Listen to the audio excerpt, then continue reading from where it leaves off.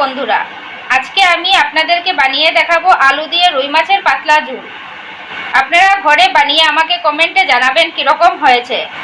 যদি ভিডিওটি ভালো লাগে তাহলে লাইক আর কমেন্ট করবেন, আর চ্যানেলটি সাবস্ক্রাইব করে বেল আইকনটি ক্লিক করতে কিন্তু ভুলবেন না। তাহলে সঙ্গে থাকুন আর দেখতে থাকুন। মাছগুলো নুন হলুদ মেখে ভেজে নিচ্ছি। মাছগুলো লাল লাল করে ভেজে নিয়েছি। এখানে দুটো আলু লম্বা লম্বা করে কেটে ধুয়ে নিয়েছি। এখানে বড় একটা পেঁয়াজ আর দুটো কাঁচা লঙ্কা নিয়েছি। এগুলো একসাথে পেস্ট করে নেব। পেস্ট হয়ে গেছে, দেখে নিন। এখন এগুলো বের করে নিচ্ছি। মাছ ভাজার তেলের মধ্যেই দিয়ে দেব পেঁয়াজ বাটা।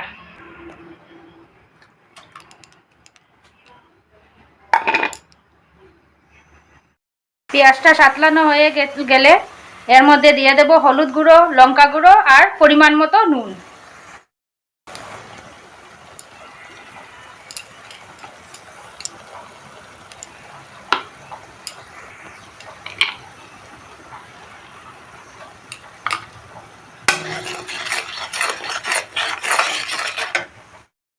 এখন এর মধ্যে দিয়ে দিয়েছি আলুগুলো।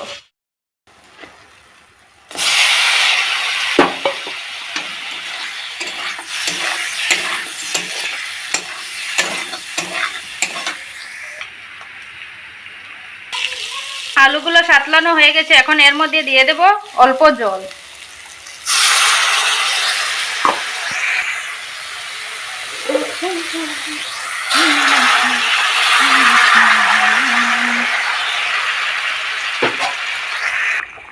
জল দিয়ে দিয়েছি। এখন আলুগুলো সিদ্ধ হয়ে আসলে মাছগুলো দিয়ে দেব। মাছগুলো সিদ্ধ হয়ে গেছে, এখন মাছগুলো ছেড়ে দেব।